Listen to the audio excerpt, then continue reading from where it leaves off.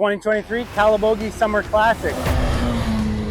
We're here at home at Calabogie Motorsports Park. Easiest for us from a travel perspective, but a lot of things still going on. Summer Classic here is a combination of regionals, the CASC Ontario Regional, as well as the FEL Series and the Formula 1600 Series.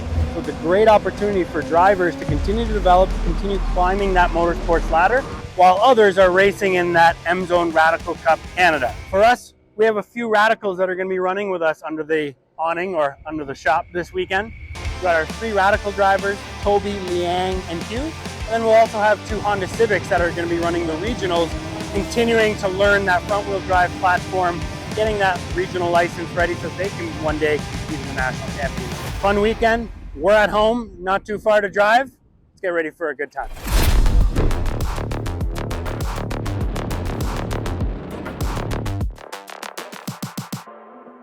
Hello everyone, my name is Liang. I have been driving a racing car nearly 4 years ago. But when I was a little boy, I really like, play the video game on the TV to play some racing game. The real racing, not like the game. So I have to improve my body. Little backstory here on Liang. We actually met Liang late in the 2022 season. We had been racing throughout the whole season as we normally do. Liang came up to Calabogie and wanted to see what the track looked like near Ottawa. Liang had come over here with his family throughout COVID and actually decided to move to Canada throughout 2020, 2021 and get back into motorsports.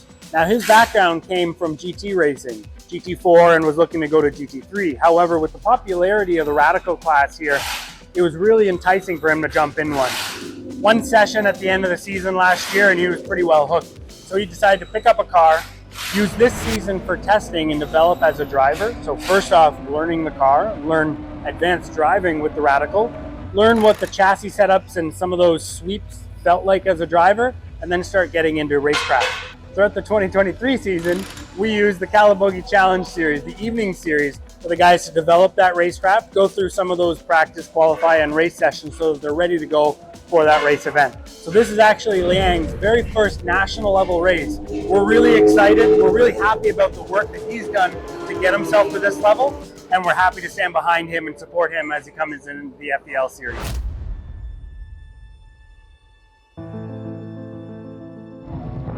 I'd love to make it to Le Mans, but I'm not sure I'm gonna make it. Hey, I'm Tobi Lütke and I'm a co-founder of Shopify. I got hooked because it's hard. You challenge yourself. There's this magical, perfect lap out there which you can never actually get to, and your lap time is the accumulation of all your inadequacies summed together every lap. And I don't know. I like it. Pretty amazing trying to get a lap time out of like 4 patches of like a play card sized rubber patch on the road, trying to go around the corners and do what you can, and it just feels like a super fun thing to do. I'm probably devoid of any discernible talent for driving, and somehow Travis and the team made me fast, so that's that's all their talent. It was fun. We started in Miatas, which initially I was like a little bit bummed out about, but I still had the best races I ever did. Like, we're definitely in Miatas because those things are unbelievably fun. And then we did TCR and Radicals, and it's a perfect playground. Best things in life happen when you do difficult things that you care about, surrounded by friends, and so it's a perfect place to come.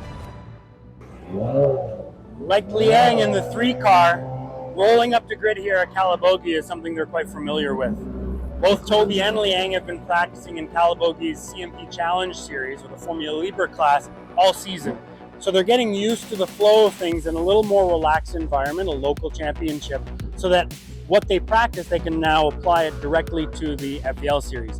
So we're in a more advanced championship, certainly more competitive on track, but our drivers know exactly what that flow and process feels like while they go from shop to the grid and then straight on track. So that helps with that learning curve and expedite that process as they move up from local to regional to national level competition.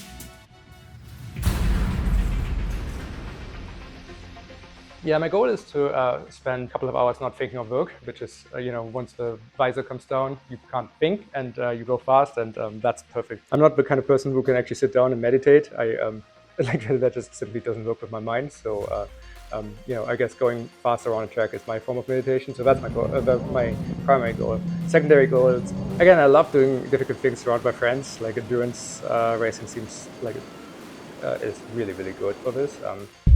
I'd love to make it to Le Mans, but I'm not sure I'm gonna make it. We'll see. That would be awesome. Okay, do you want to tell us a little bit about what Liang's goals are today? So the biggest thing today is traffic management.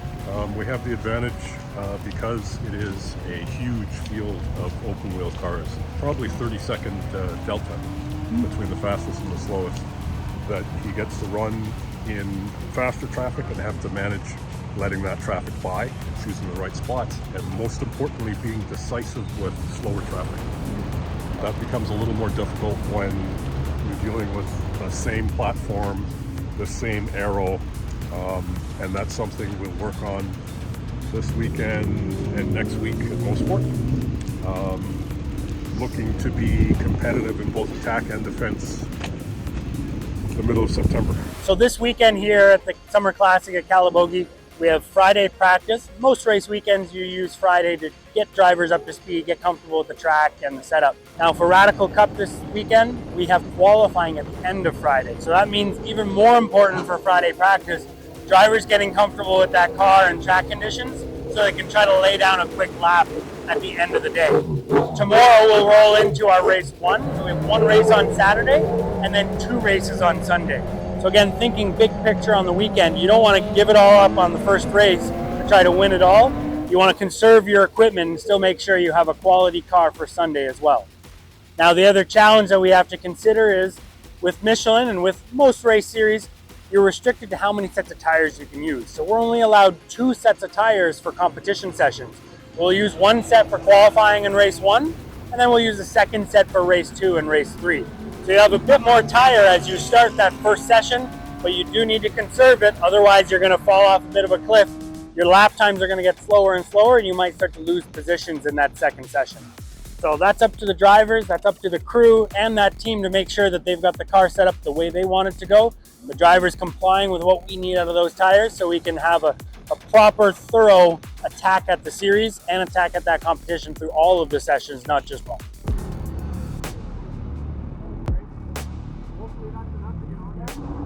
So Toby went off, but they haven't red flagged it, so he's not in that troublesome of a position. That being said, that might mean that they'll leave him out there for the end of the session. Now he's losing this test session because he's just stranded on the side. One lap, and then it goes right into qualifying. Oh, the insert's gone. Yeah, the insert's gone out. So the wishbone's fine, it's just the nut. Control arm, the threads pulled off the end.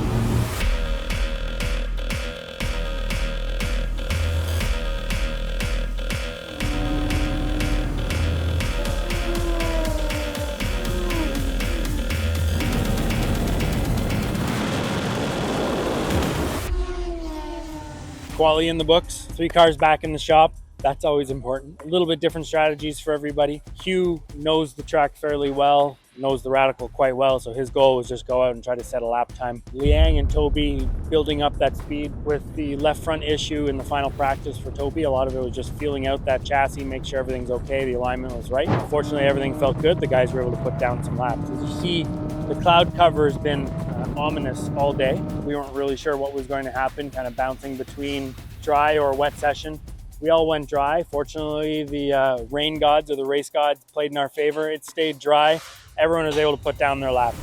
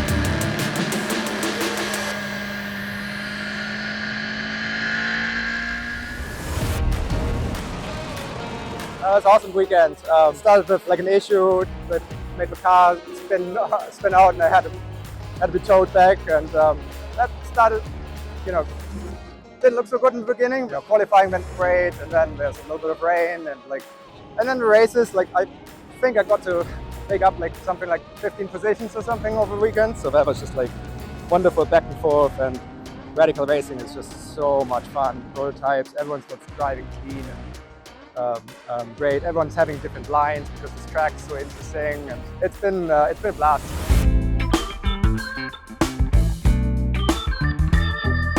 These are some fun looking flavors. They are, actually. These are colorful.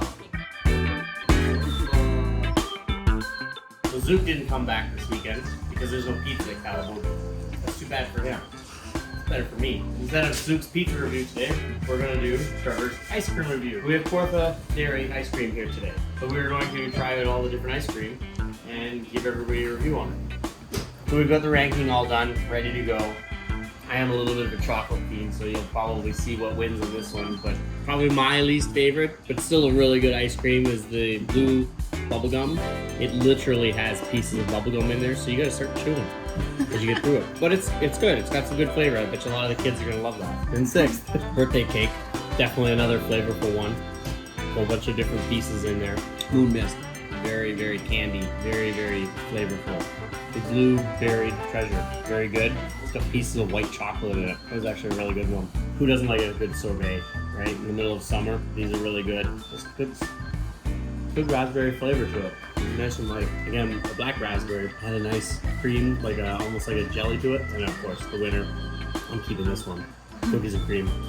Can't beat cookies and cream. It's like the winner in everywhere. There's my ranking. 1 to 7.